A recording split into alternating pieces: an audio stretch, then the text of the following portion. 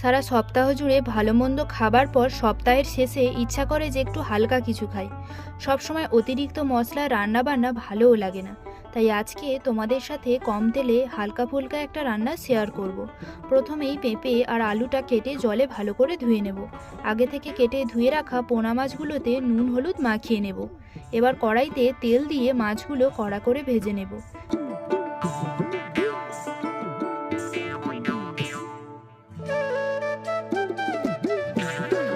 মাছ ভাজার তেলে আরও একটু তেল দিয়ে ফোড়নে দেব তেজপাতা, 5 ফোড়ন, তারপর দেব পেঁয়াজ কুচি, একটু ভেজে নিয়ে দেব আদা বাটা, হলুদ গুঁড়ো, লঙ্কা গুঁড়ো।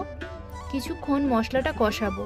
এবার কেটে রাখা আলু, পেঁপে আর স্বাদমতো লবণ দিয়ে মশলার সাথে কষাবো। ঝোলের জন্য জল দিয়ে ঢাকা দিয়ে কিছুক্ষণ ফোটাবো। ঢাকা খুলে মাছ ভাজাগুলো আর জিরে বাটা দিয়ে আবারও কিছুক্ষণ ঢাকা দিয়ে ফোটালেই তৈরি হয়ে যাবে পেঁপে আলু দিয়ে পোনা মাছের পাতলা ঝোল।